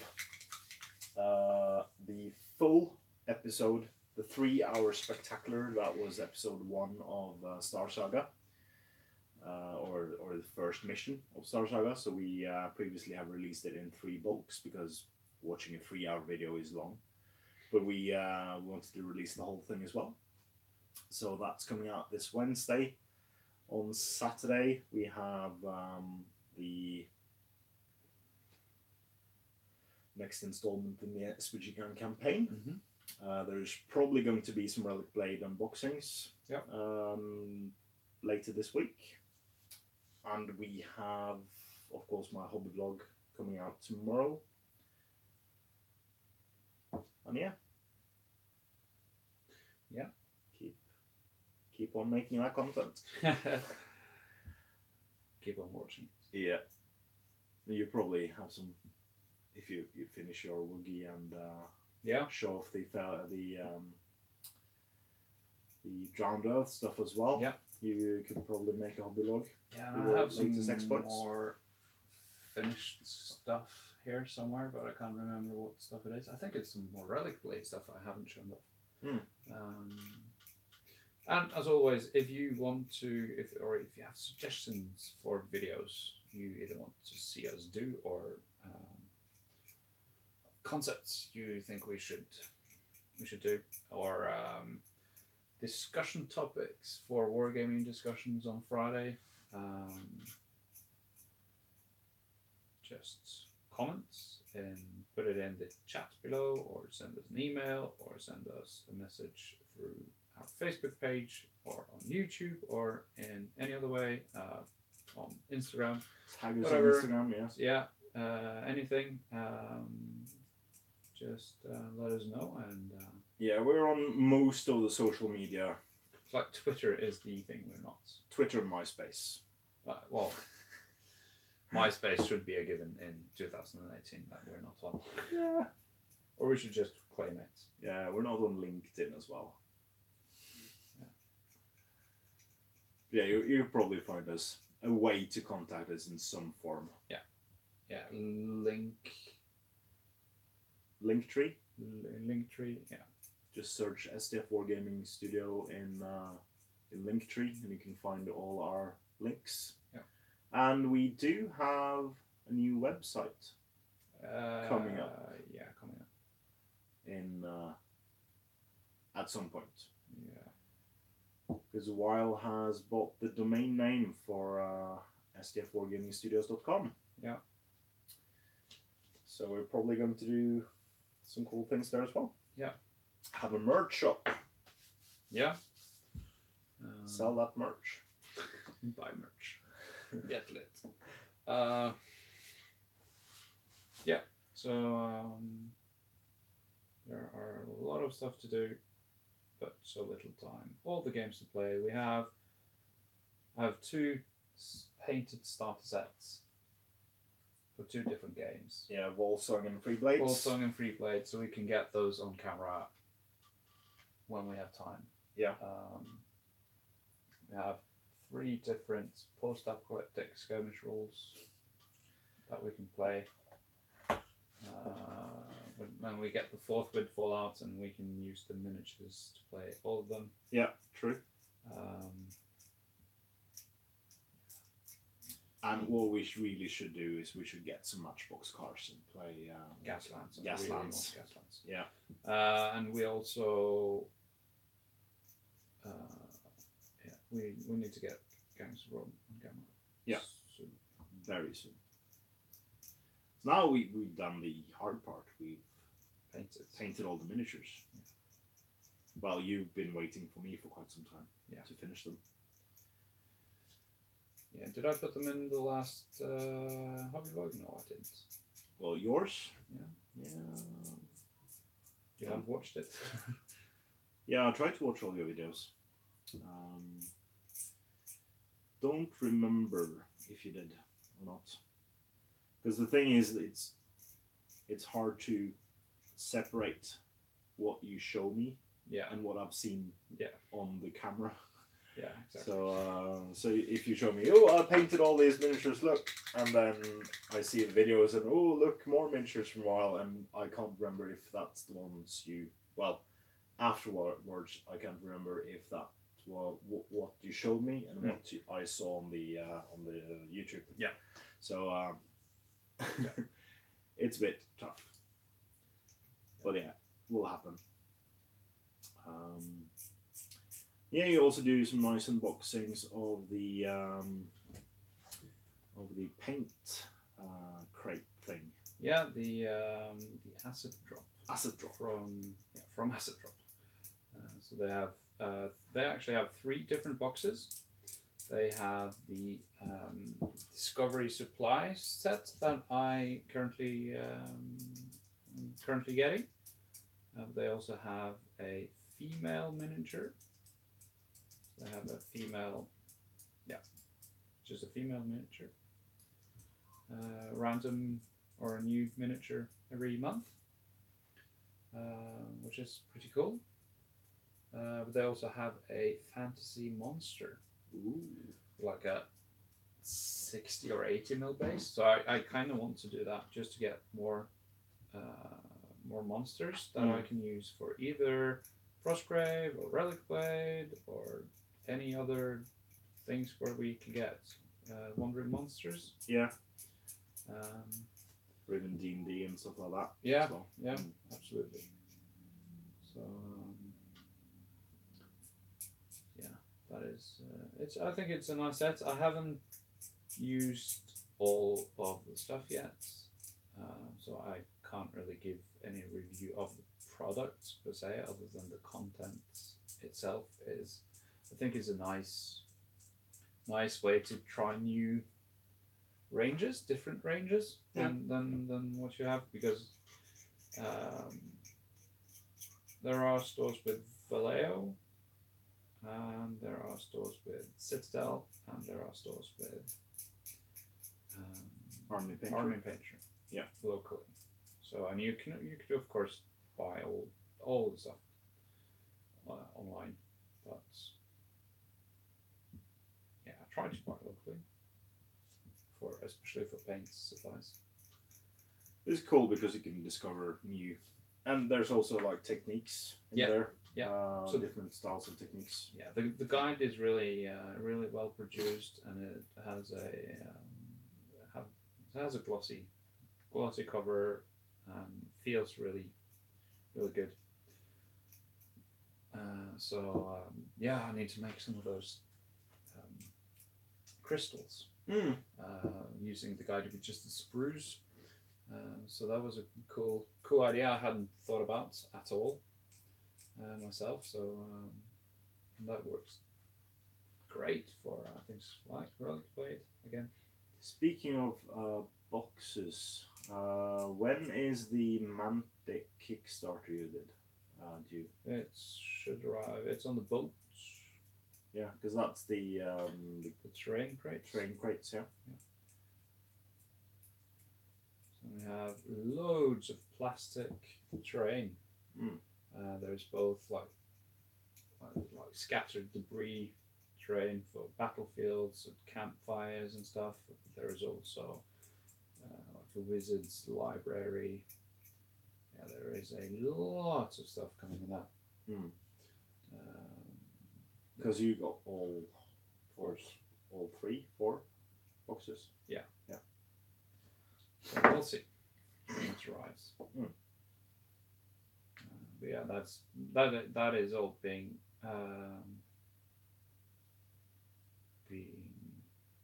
produced in China. Yeah, of course. In Shenzhen, I think. Shenzhen, yeah. And then shipped over by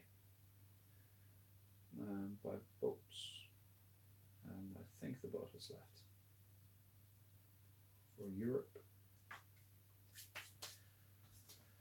And then it needs to be packed, repacked, and redistributed to Norway. Another ship, or another probably by plane. I don't know, Yeah. or no, by car, Yeah. by truck through to Netherlands, probably. Ah, but it's good. Yeah.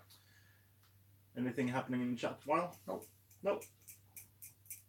What time is it?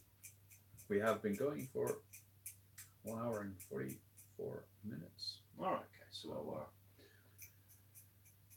We'll go for. I think we'll wrap it around the 2 hour mark. Yeah. Yeah. So That's we good. keep our schedule.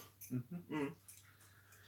So if you just dropped in, have any questions, or if you've been watching this for a while and have more questions, do drop it in the comments now so we can answer it on stream, because you won't have a chance afterwards.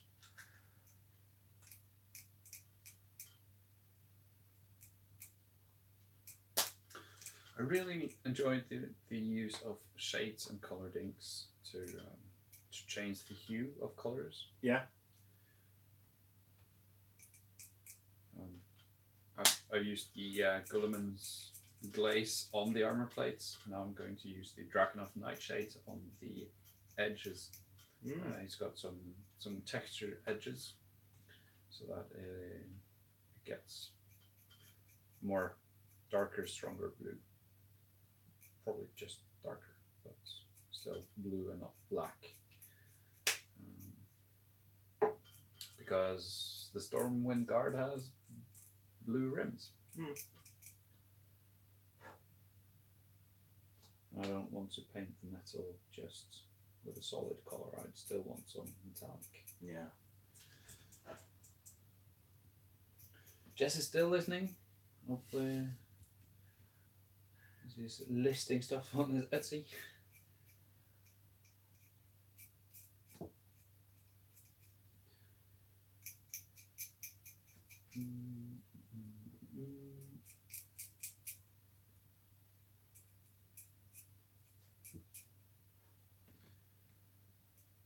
So how about a playthrough on STF Wargaming Studio of the Warhammer Fantasy role-playing game? The starter set.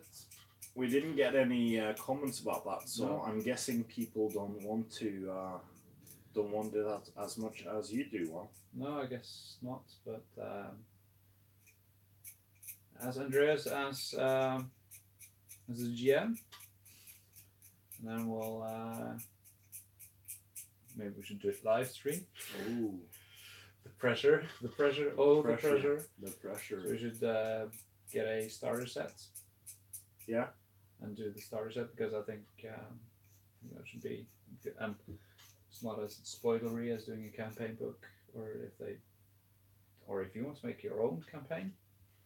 Well, I do have every single book released for all of the previous editions. Yeah. So I do have plenty of scenarios. Hmm. I still really fancy the older ones. I played through the old Color Contract, which is the scenario from the first edition rulebook with my players. Mm-hmm. That is a really good good adventure. And now we started on the Enemy Within campaign, which is fantastic. Written in the 80s. It is yeah. It's good. It is really good. We need to get miniatures and stuff then. Or well, we probably have. we probably have all the miniatures we need. Yeah. We should. Yeah. You don't really use miniatures that much when we play. Oh. We use the miniatures for encounters in Dungeons and Dragons. Dungeons and Dragons when we play that. Yeah, but in D&D it's more like with the 5-foot steps and stuff like that. Yeah. It's more necessary. Yeah. To have it. But I feel like you lose a bit of the immersion in role-playing games if you use too many miniatures, because it is not imagining how What things look, No, yeah. other than look straight at a board of miniatures that may or may not look like things you're fighting. I think maybe because I've been playing. I'm a miniature wargamer. That's what I've done. I've never played role-playing games until like a year ago. Yeah. We started in February last year, and we just finished our first campaign yesterday. So that was my first forays into role-playing games. So I need the miniatures for combats, because I'm used to having miniatures for combats. So yeah, it just says the whole enemy within is amazing. Yeah, it is. So such an amazing campaign, that. Yeah.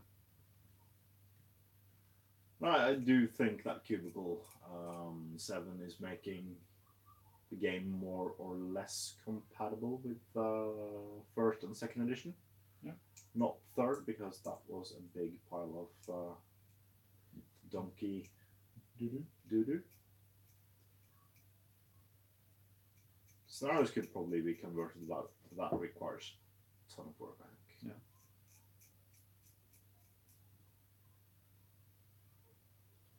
But yeah, second edition Warhammer Fantasy Roleplay is the best one so far.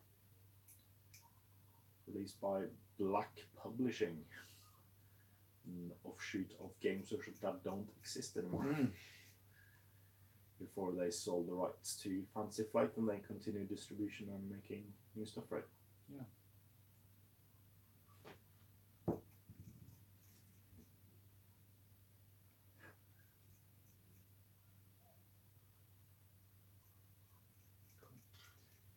Was it Black Industries it was called? I can't remember. Black Library? No, it wasn't the same thing. No, that's FFG. Yeah, that's the Warhammer Quest box. The card game. The card game. Which we should play the Shadows over Hammerhall as well. Yeah, we have it all. Yeah, I have it all at home as well. Silver Tower. Yeah. We need to play Paint a lot. Yeah, we do. Want to play Dreadfleet as well. Yeah, I have my copy of Dreadfleet there, half painted, and you have your copy up over there. Assembled, yeah. There's a lot of, again, hashtag play all the games. Play all the games. It just says their One Ring game is astounding. Is that the Cubicle 7? Yeah, Cubicle 7 makes the One Ring role-playing game, which is pretty cool. Is that the Middle Earth? Yeah, it role-playing takes game? place between The Hobbit and Lord of the Rings, I think. Or is it in the Fourth Age? I can't remember. Because I've played so many iterations of role-playing games in Middle-earth. I can't remember which one is which. The old MERP from ICE, Iron Crown Enterprises, was really cool. Really hefty rule system. You had like tables upon tables upon tables. Yeah. But it actually got a lot of fluff to the forefront, which is more or less considered canon. Okay. In like our circles, not necessarily like the really Tolkien enthusiasts that are book lovers, but more like because they introduced names for the remaining 7 ring rates and stuff like that. Yeah. So that is where. Well, the Games Workshop ones are other names. Oh, okay. It's not the same names. Okay. But That is Games Workshop names. Yeah, because you do have Adunaf, I think she's called, which were one of the ring rates. female ring wraith, which is really cool. Yeah. Yeah. I think we referenced this back in episode 1 of the SPG Grand Campaign. Really? Yeah, Wow. I think we did. That is a callback. That is a huge callback to March 2016. Well, we've been doing this for quite some time. And people are still watching it. Yeah. Which is lovely. Greater numbers than ever. Mm-hmm. That's really nice.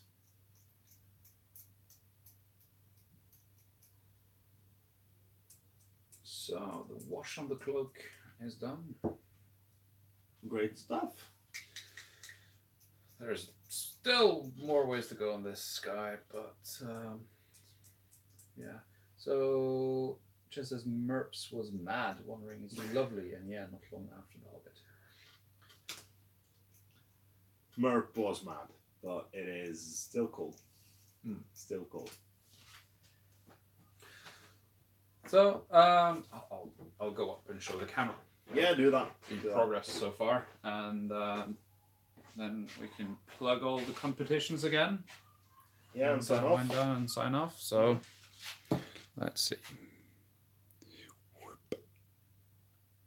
If we can focus.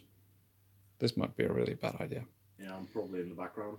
Yeah, but I'm trying You to. could take a sheet of paper. I've got my hands, but it's not working. Take a sheet of paper and just fill the entire screen.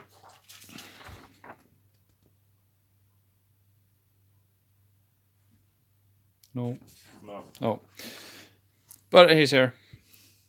First layer on the skin, and first layer on the cape. The metal is, yeah, done-ish, I think. And then there's just some more cloth. So sorry about that. Bad content. I'll take a picture and put it up on our Instagram. Yeah, do that. So it was STF Wargaming Studio there as well. I think we have that everywhere, and so it's easy to find us. Yeah, and you have finished. I finished assembly on 11 stormtroopers plus Vader. So I have 12 stormtroopers. No, 10 stormtroopers left to go. So before I've finished assembling these, I have still my 80 ST and four speeder bikes to assemble after that, and then I can start painting them. Trying to find a good inspiration tutorial to how to paint stormtrooper armor quickly. You probably have that since you painted stormtroopers for. Oh, that is grueling. The way I did that was white spray, null oil, and then repaint white. Yeah, that's not too bad. Repainting all that white is really bad. Yeah, but if you add alcohol to the mill oil, it just seeps into the cracks. Okay, maybe. Cool. I don't know. Probably. You can try.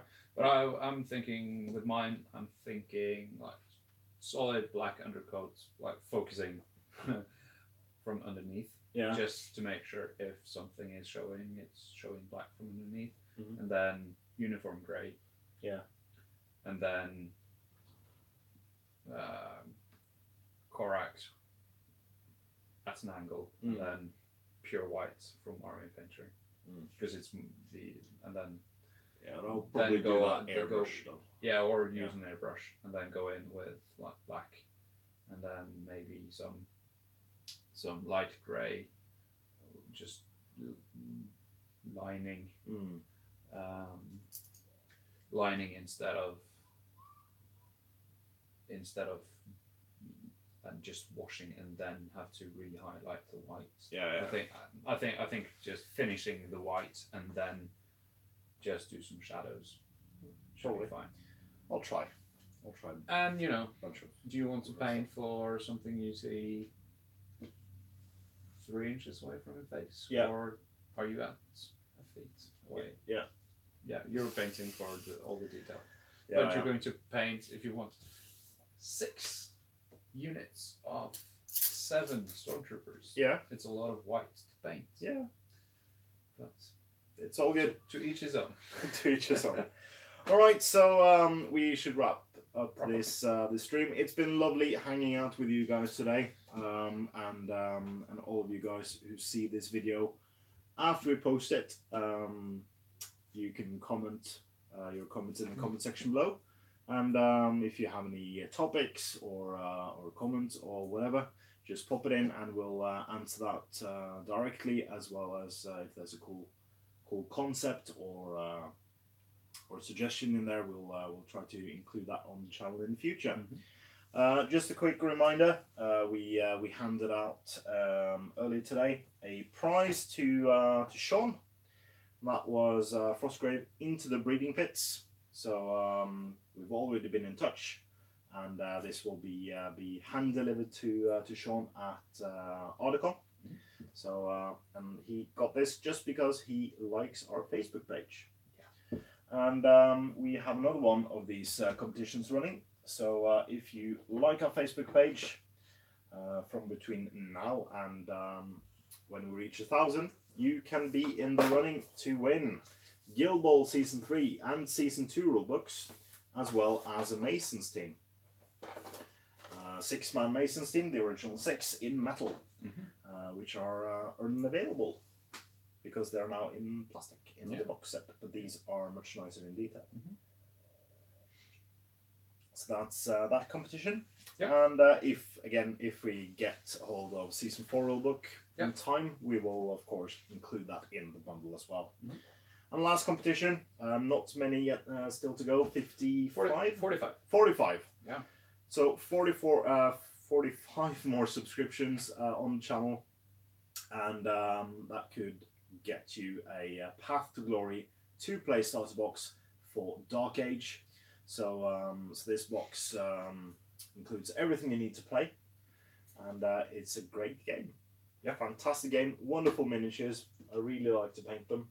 So, and we actually have both finished painted all our models for Dark Age. Yeah, 100% in a game. Woo! 100%. My 7 models, your 6. Yeah, my collection is complete. Yeah. Yeah.